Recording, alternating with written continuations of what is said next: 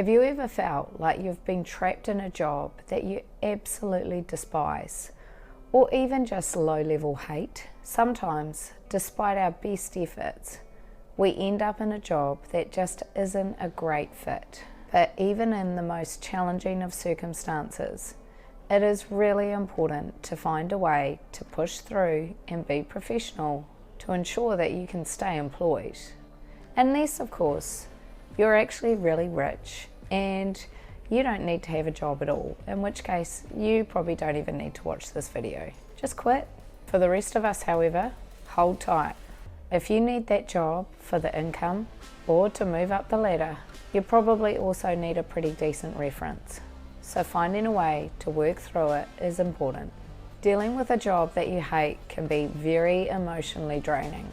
It can lead to decreased motivation, low productivity, and even health issues. But if quitting isn't an option, how do you maintain your professionalism and your sanity? The first thing that I would be doing is making sure that I am taking the time to have breaks and fresh air throughout the day. There is nothing worse than feeling so washed out and exhausted at the end of the day, because not only are you working in a job that you hate, but you also had no time for a break or saw any sunshine all day.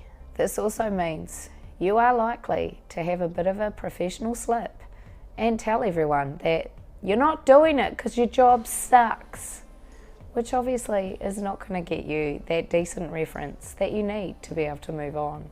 If you want to maintain your professional composure, being overworked and underappreciated isn't going to help. So take the breaks when you can and get fresh air, as I know that when you don't like your job, it takes a lot of energy to pretend that you're actually okay with it. You'll have to put in quite a bit of effort to ensure that you can maintain your composure, not gossip or complain about work to colleagues, and not distract everyone because you're procrastinating about not wanting to do the job that you hate. It will be very easy to slip into a negative mindset here. If you start each day thinking, I don't want to go to work, I hate my job, this sucks, then you are on the back foot straight away with your energy. I've been in this place, feeling like you're almost desperate to get out. It can be overwhelming. I can also spot it in others, and it usually shows up through frequent absences, low energy, talking a lot to others rather than doing a job, complaining, and sometimes being quite destructive rather than just getting on and actually just doing the job.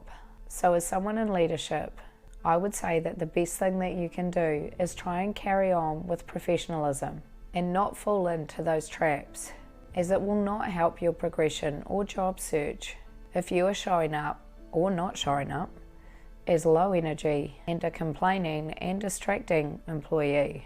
I wouldn't give anyone a great reference for that.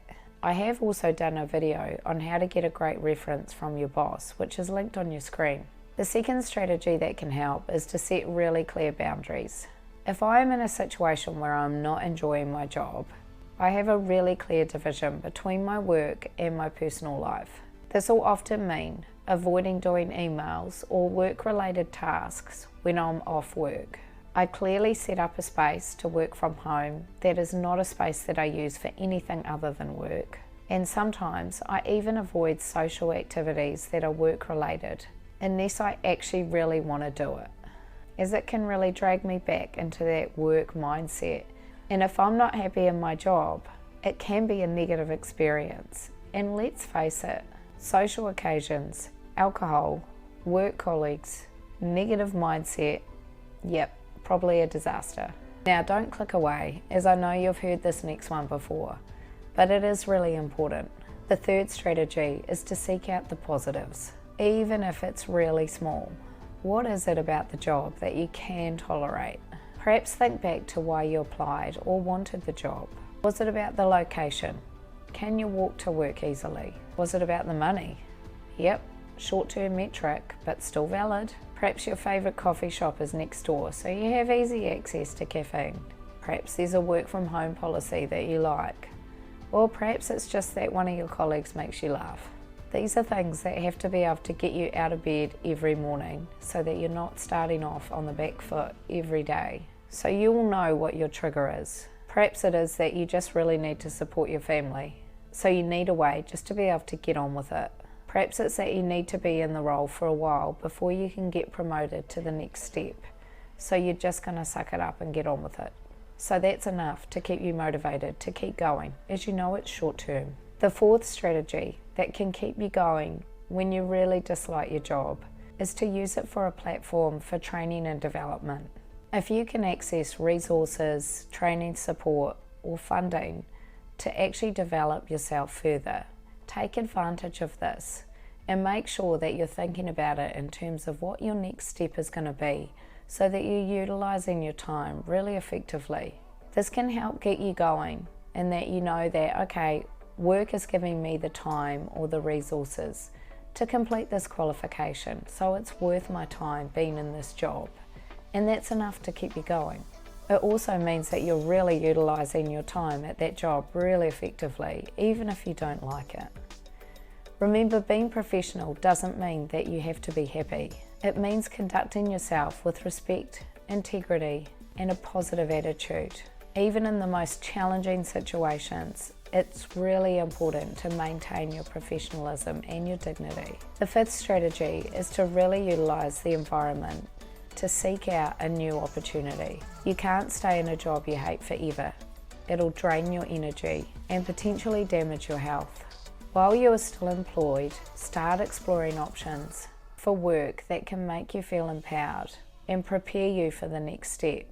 It is a lot easier to get a job when you're already employed. So think about the work that you are currently doing and how it can propel you on. And if you need support in your leadership career to know what that next step looks like, check out my Leadership Career Blueprint, which is in the description. If you need support in doing the next steps in terms of researching the right job, honing your CV, and writing a cover letter, check out the first video of my video masterclass series, which starts with how to research the right job for you, which is linked on your screen. And thanks very much for watching.